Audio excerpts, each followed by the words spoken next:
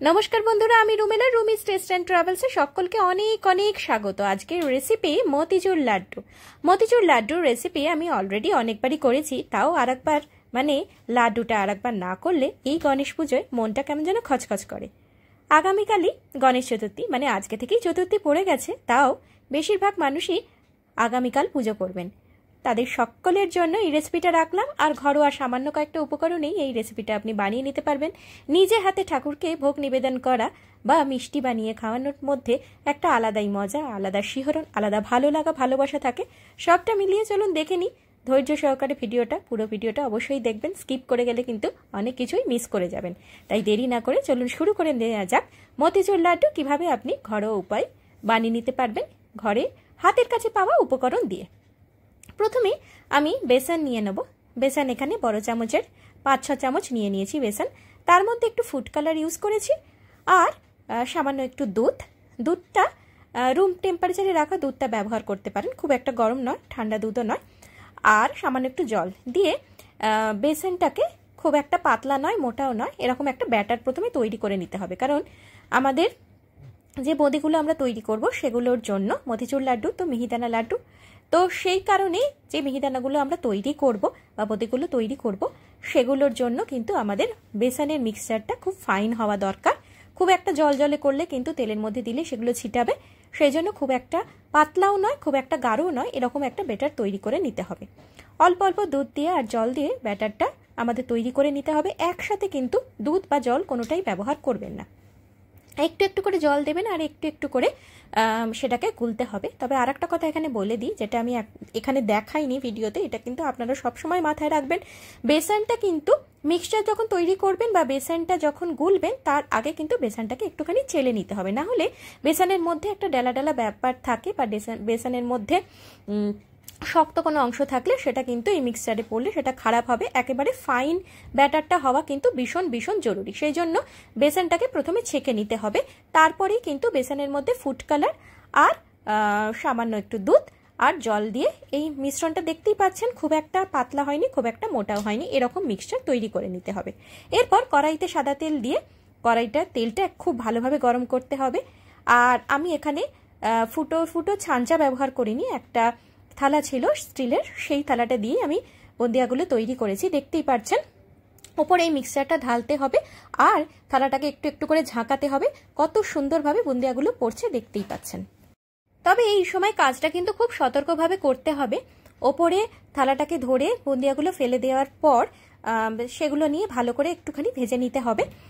দেখতেই পাচ্ছেন ঠিক এইভাবে। আর আজ এই সময় কিন্তু একটুখানি হাইয়ের দিকে রাখাই আমার মনে হয় বাঞ্ছনীয়, কারণ তেলটা ঠিকঠাক গরম না হলে আর বুন্দিয়াগুলো গায়ে গায়ে লেগে যাওয়ার সম্ভাবনা থাকে। আমার কিছু কিছু বুন্দিয়া গায়ে গায়ে লেগে গেছে, কিন্তু মোটামুটিভাবে এটা যখন আমরা চিনির শিরার মধ্যে নাড়াচাড়া করব তখন কিন্তু সমস্তটাই সফট আর দারুণ হবে।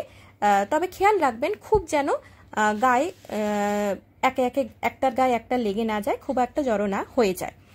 আর এটা তো বোঁদে পারফেক্টলি হচ্ছে না, এটা লাড্ডুর আকার হবে, তাই মাঝে মাঝে একটু গায়ে লেগে গেলেও কিন্তু কোনো রকম অসুবিধা নেই, বিশেষ করে আমরা যখন ঘরোয়া পদ্ধতিতে করছি। মোটামুটিভাবে এইরকমভাবে তেলটা কিন্তু এখানে বেশি লাগবে, কারণ বেশি তেল দিলেই কিন্তু বুন্দিয়াগুলো ছাড়া ছাড়াভাবে হবে। আমি যেহেতু ঘরোয়াভাবে তৈরি করেছি তাই তেলটা কিন্তু খুব একটা বেশি দিইনি। যাই হোক, মোটামুটিভাবে আমার বুন্দিয়া রেডি হয়ে গেছে।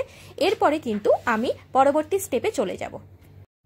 চিনির রস বা চিনির শিরা বানানোর জন্য আমরা কি নিয়েছি, আমি 1 কাপ মাঝারি কাপের 1 কাপ চিনি নিয়েছি আর 2 কাপ মতন জল নিয়েছি। সেটার মধ্যে এলাচ দিয়ে দিয়েছি। আপনারা চাইলে এর মধ্যে কেসারও ইউজ করতে পারেন, কিন্তু আমার হাতের কাছে কেসার ছিল না বলে আমি শুধুমাত্র এলাচ ব্যবহার করেছি। এলাচ ব্যবহার করলে একটা সুন্দর গন্ধ হয়।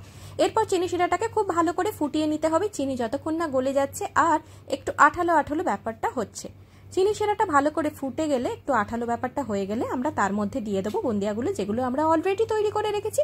এগুলো দিয়ে চিনি শিরাটা ভালো করে শুকিয়ে নিতে হবে, কোনো রকম জলজলে ব্যাপারটা না থাকে, পুরো আঠালো ব্যাপারটা যেন এই বুন্দিয়ার মধ্যে অ্যাবজর্ব করে নেয়, সেটা আমাদের মাথায় রেখে বেশ কিছুক্ষণ ধৈর্য সহকারে ফুটতে সময় দিতে হবে। ধরে নিন 5 থেকে 6 মিনিট, বা পরিমাণের উপর ডিপেন্ড করছে। আপনারা যদি অনেকটা বেশি পরিমাণ বুন্দিয়া বানান তাহলে বা ফুটতে একটু সময় লাগবে বা চিনির রসগুলো এর মধ্যে ঢুকতে সময় লাগবে।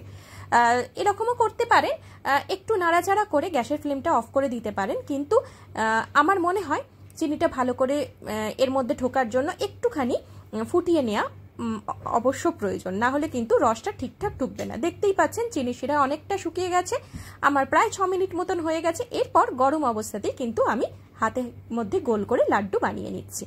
কত সুন্দর কালারটা এসেছে, আর একেবারে মানে জিভ দিয়ে জল গড়িয়ে আসছে আমি ভিডিওটা বলতে বলতেই। না, এটা কিন্তু বলা একদমই ঠিক নয়, কারণ ঠাকুরের জন্য যদি তৈরি করে থাকেন বা ঠাকুরের কথা ভেবে যদি তৈরি করে থাকেন, তাহলে কিন্তু নিজেদের লোকটা সম্বরণ করা ভীষণ ভীষণ জরুরি। আচ্ছা, এর ওপরে কিন্তু আমি একটা করে কাজু আর কিশমিশ অ্যাড করেছি ডেকোরেশনের জন্য, সেটা অবশ্যই দিতে পারেন। আর মাখার সময় যদি আপনারা মনে করেন তাহলে চারমগজদানাও এর মধ্যে অ্যাড করতে পারেন, কিন্তু আমার বাড়িতে অনেকেই চারমগজদানাটা পছন্দ করে না, সেই জন্য আমি কিন্তু এই যখন বুন্দিয়াটা নেড়েছি চিনি শিরার মধ্যে, তখন কিন্তু আমি এলাচ ছাড়া অন্য কিছু দিইনি। আপনারা চাইলে এর মধ্যে চারমগজদানা অবশ্যই দিতে পারেন। তাহলে বন্ধুরা, পুরো ভিডিওটা কেমন লাগলো? পুরো ভিডিওটা ভালো লেগে থাকলে অবশ্যই like share subscribe my channel Romiz taste and travels. আর যারা ফেসবুক থেকে দেখছেন তারা অবশ্যই রোমিজ টেস্ট অ্যান্ড ট্রাভেলস পেজটাকে ফলো করে রাখবেন এরকম নিত্য নতুন রেসিপির জন্য। আর কারা গণেশ পুজোয় আগামীকাল এরকম মতিচুর লাড্ডু বানাচ্ছেন, বা আমি আরেকটি ভিডিওতে সুজির মোদক রেসিপিও দিয়েছি, সেটা বানাচ্ছেন বা বানাবেন বলে ঠিক করলেন, অবশ্যই কিন্তু আমাকে কমেন্ট বক্সে লিখে জানাবেন। তাছাড়া গণেশ পুজোর জন্য আপনারা বাড়িতে আর কি কি আয়োজন করে থাকেন সেগুলোও কিন্তু আমাকে জানাতে একদম ভুলবেন না। নতুন বন্ধুদের স্বাগত, পুরনো বন্ধুদের অনেক ভালোবাসা আমার রেসিপি শেয়ার করার জন্য, আমার রেসিপি বন্ধুদের সঙ্গে শেয়ার করার জন্য, নিজেরা ট্রাই করার জন্য, আর আমাকে জানানোর জন্য, বা আমার রেসিপি দেখে আপনারা বাড়িতে ট্রাই করার জন্য অনেক ভালোবাসা, অনেক ধন্যবাদ। সকলে ভালো থাকুন, সুস্থ থাকুন, আর ভুরিভোজ জারি রাখুন। আর হ্যাঁ, রুমিজ টেস্ট অ্যান্ড ট্রাভেলসের পাশে থাকতে কিন্তু একদম ভুলবেন না, কারণ আমি এরকম নিত্য নতুন রেসিপি নিয়ে বারবার আপনাদের সামনে হাজির হব। আর আপনাদের রেসিপির রিকোয়েস্টও অবশ্যই আমার কাছে রাখতে পারেন। বাই।